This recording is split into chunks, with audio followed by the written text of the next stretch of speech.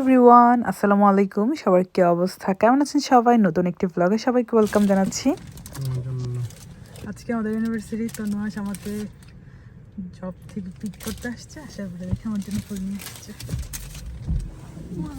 Thank you. Anniversary to my lovely wife. কিন্তু এবার আমাদের অ্যানিভার্সারি সবাই ভুলে গেছে, তুমি কি খেয়াল করে দেখছো? কেউ উইশ করেন নাই। কেউ না, আমার আম্মাও করে নাই। আমার আম্মা কিন্তু মনে রাখে সব ডেট, কেউ করে নাই। কিন্তু আমার আম্মাও ভুলে গেছে। ইউনিভার্সিটির দিন বাসায় চলে গেলাম, তারপর জব থেকে বাসায় যাওয়ার আগে অবশ্যই ভাইয়ার বাসায় গেছিলাম।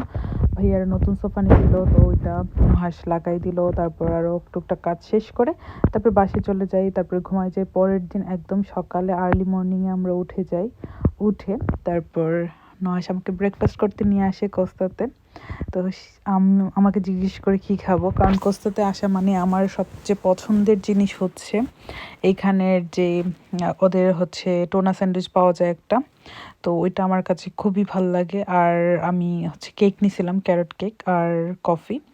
তো কফি আমরা বড়টাই নিয়েছিলাম দুজন মিলে খাওয়ার জন্য, কারণ আমিও ওট লাটে খুব লাইক করি, নুহাসও লাইক করে। নুহাস যদিও নর্মাল লাটে বেশি পছন্দ করে, বাট আমি যেহেতু ওরটা খাই তো ওইটা লাইক করে আর কি। তো নুহাসকে আমি কেকটা খাওয়াই দিতেছিলাম। কেকটা বেশি মিষ্টি ছিল, তো নুহাস বলতেছিল যে বেশি মিষ্টি, তার জন্য ওকে একটু পাম দিয়ে খাওয়াই ফেলতেছিলাম, কারণ আমার কাছে কোনো খাবার লোকসান করতে ভালো লাগে না। তো আমরা খাওয়া দাওয়া শেষে আরও কিছু প্ল্যান ছিল, তো ওইগুলা শেষ করে তারপরে যাব হচ্ছে খুকি আপুদের বাসায়। তো পরের দিন খুকি আপুদের বাসায় অনেক গল্প আড্ডা দিয়ে বাসায় চলে যাই। এটা পরের দিনের ক্লিপ। আমাদের মানডেতে হচ্ছে ক্লাস ওয়ার্ক ছিল। ক্লাস ওয়ার্কে আজকে ছিল যে আমি যে মোড বোর্ডটা বানাইছি এরকম, তো এরকম সেম ট্রেডিশনাল একটা লুক দিতে হবে খুকি আপুকে। তো আমি সাজানোর জন্য বাসা থেকে সব কিছু নিয়ে আসছিলাম, কারণ প্রত্যেকের সব কিছু নিয়ে আসতে হবে, আবার ব্রাইডের জিনিসপত্র নিয়ে আসতে হবে, তো এক্স্যাক্ট সেম লুকই দিতে হবে। তো আমি সব কিছু রেডি করে ফেলছি যে আপু কীভাবে মেকআপ লুকটা দিব, মানে আমি সব কিছু প্রিপারেশন নিছি। আর টিচার ওইভাবেই আমাকে বলছে যে ওইভাবে দিতে হবে, কারণ আগে ওনার কাছ থেকে সব কিছু পারমিশন নিয়ে আসতে হবে। তারপরে মেকআপ করার পর আমাদের হচ্ছে হেয়ার স্টাইলটা দুইভাবে করতে হবে, তার জন্য আমি সামনে চুলগুলো ফেলে কার্ল করছিলাম, যদিও হোল্ডিং স্প্রে দেই নাই, তার জন্য আসলে কার্লটা ছুটে যাচ্ছিলো বারবারে। আর এত কুইক সব কিছু করতে হয়েছে অনেক রাশের মধ্যে, তো তারপরেও মাশাল্লাহ অনেক ভালো হয়েছে। আপুকে খুবই সুন্দর লাগতেছিল। ইভেন ক্লাসের সবাই আমার মেকআপ লুকটাই সবচেয়ে বেশি পছন্দ করছে, আমার টিচার থেকে ধরে ইভেন আশেপাশের আমার যে অন্য ক্লাসের টিচাররা ছিল ওনারাও এসে দেখে গেছে, আর সবাই খুবই প্রশংসা করছে, বলতেছিল যে এক্স্যাক্টলি সেম হয়েছে। তারপর আপু ফুলও মিলাইছে, মানে এখানে যা যা থাকবে তাই লাগবে। তো আপু খুব পছন্দ করছে, আর আপুকে খুব সুন্দর লাগতেছিল, আমার কাছে তো খুবই ভালো লাগছে। তো আপনাদের কাছে কেমন লেগেছে সবাই জানাবেন কমেন্ট করে। আর তারপর আমরা ক্লাস শেষ করে বাজারে চলে যাই, কারণ বাসার অনেক বাজার করা হয়েছে, আরও অনেক বাজার টুকটাক করে নিয়ে আসছি আর কি, কারণ আমি এই ভাজা পোড়াগুলো খুবই পছন্দ করি। তো ভাজা পোড়া খাওয়া হয়, তো সব কিছু গুছাই রেখে দিব, আবার যেগুলো লাগবে তো ওইগুলো আমি বের করে সব রেখে দিছি আর কি, কারণ এগুলো হচ্ছে আমি ফ্রিজে রেখে দেবো। তো লুচি ভাজি ডাল এটা হচ্ছে আমি ট্রাই করবো ফার্স্ট টাইম, কারণ রেডিমেড জাস্ট মানে ওভেনে দিয়ে গরম করে খাওয়া যাবে। তারপর অনেক টাইপের আচার নিয়ে আসছি, কারণ আমি তো একা মানুষ, এরকমভাবে বানানো হয় না, আর আমার আসলে কোনো কিছুই বানাইতে হয় না, আমার ফ্যামিলি থাকাতে দেখা যায় সব কিছু অনেক ইজি হয়ে যায়। তারপরেও ইদানিং আমার কাছে মানে অনেক একাকিত্ব ফিল করি। এটা আমি বিগত লন্ডনে তো থাকি প্রায় 5-6 বছর হয়ে গেছে, তো এই 5-6 বছরে আমি কখনো ফিল করি নাই, কিন্তু ইদানিং আমার কাছে মনে হয় আমি অনেক একা, মানে কেমন জানি লাগে।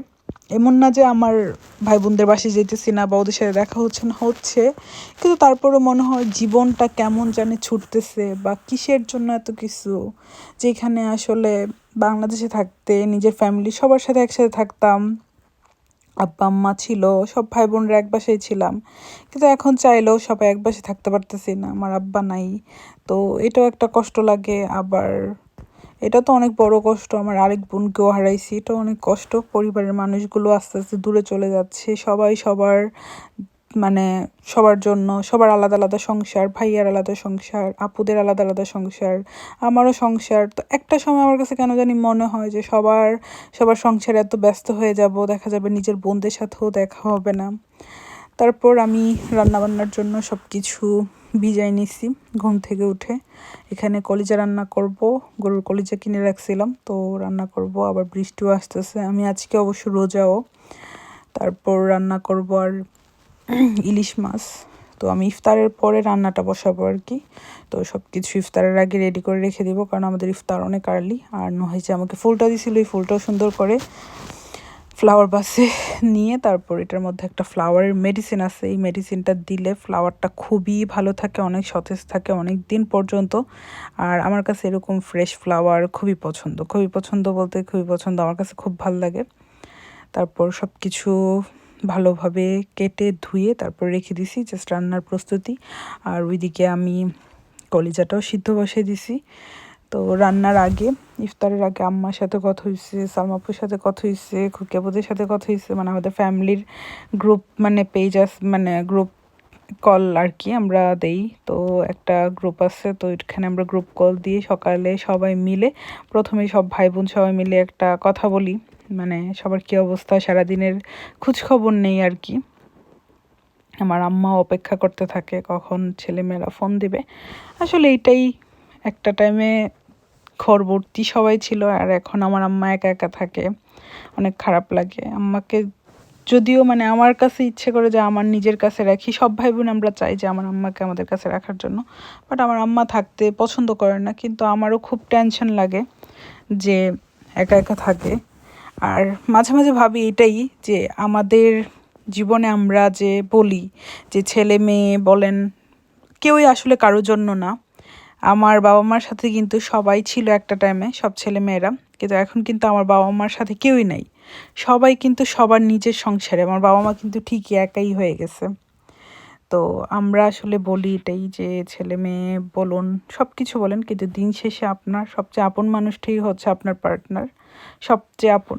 আর ওর পরে আসলে আপন বলতে ওরকম না, কিন্তু তারপরেও দুনিয়াতে কেউই কারো আপন না, এটাই চিরন্তন সত্য।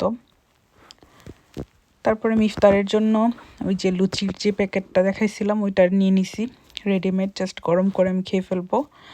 আর সব কিছু ইফতারের পর আবার রান্নার মধ্যে চলে আসছি, সব কিছু আবার ভাজাভাজি করে নিতেছি। আমি ইলিশটাকে একদম পুরো ফ্রাই করে নিব। তো এটাই আমার আম্মাও বলে যে সব ছেলে মেয়েরা একসাথে মানে ছিল, বড় হয়ে গেছে, সবাই সবার জন্য আলাদা আলাদা সবার সংসার হয়েছে, এটা বাবা মার জন্য একটা সুখের। আবার একদিকে চিন্তা করলে বাবা মার থেকে সব দূরে চলে যায়, এটাও কষ্টের। তো দিন শেষে না বাবা মার, তাইলে মানে এটা আমার কাছে মনে হয় যে আমরা তাহলে মানে আসলেই কি বাবা মার জন্য কিছু করতে পারছি, মানে ছেলে মেয়েরা কি আসলেই বাবা মার জন্য অনেক কিছু করতে পারে, নাকি এটাই প্রকৃতির নিয়ম। মানে আমার কাছে সামটাইমস মানে এটা প্রশ্নটা লাগে আর কি। যেমন সেম ক্ষেত্রে নুহাসের ক্ষেত্রেও, সে কিন্তু বাবা মার একমাত্র সন্তান। তো ও কিন্তু দেখা যায় বাবা মার কাছ থেকে দূরেই আছে।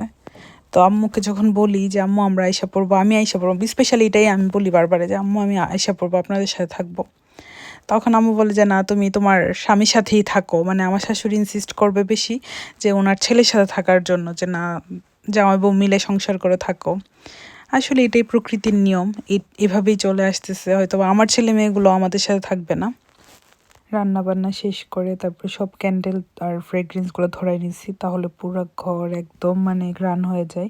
আর স্পেশালি ফিশ রান্না করলে কেন জানি একটু গন্ধ হয়ে যায়, তো আমি এটাই করি, রান্নার সময়ও ক্যান্ডেল ধরে রাখি বা রান্নার পরেও।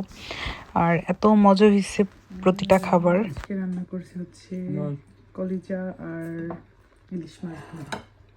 মজা হয়েছে মাছ। নুহাস বলতেছে বাংলাদেশ থেকে যখন থেকে দ্বিতীয় বিয়ের পারমিশন দেওয়া হয়েছে ততক্ষণ মানে তখন থেকে নাকি আমার রান্না যে শুরু হয়েছে আর নাকি থামি না। দ্বিতীয় বিয়ের পারমিশনের পর থেকে তুমি আর কিচেন থেকে বের হো না এখন। কিচেন থেকে বের হো না, সারাদিন জামার জন্য রান্না করি। দ্বিতীয় বিয়ে করতে চাও, করে ফেললো, সমস্যা নেই।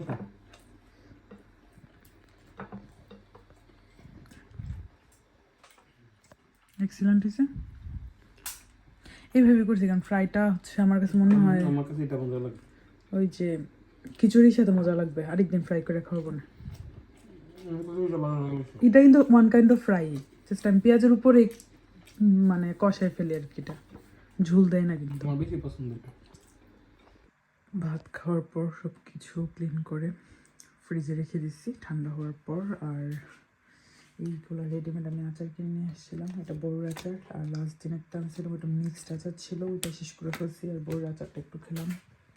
সব ধোয়াপালা করে এখানে ড্রাই হওয়ার জন্য রাখছি। তারপর ড্রাই হয়ে গেলে সব জায়গা মতো রেখে দেবো। যেমন এগুলাও সব খালি করে সব রেখে দিই, মানে আমি ড্রাই হওয়া পর্যন্ত ওয়েট করি।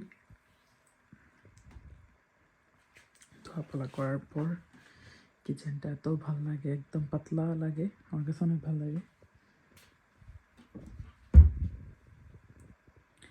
অনেক কাপড় জমছে, কাপড় ওয়াশ করে তারপর ড্রাই করতে হবে।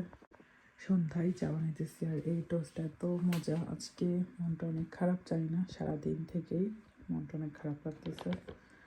তো বাংলাদেশেও মানে সন্ধ্যায় চায়ের সাথে টোস্ট খাইতে আমার খুবই পছন্দের ছিল। তো আম্মা আপু ওরা চা বানাইতো, চা বানাইলে আমরা একসাথে বসে টোস্ট দিয়ে সবাই মিলে খাইতাম। সময়গুলো অনেক মিস করি। কেমন জানি একা একা লাইফ।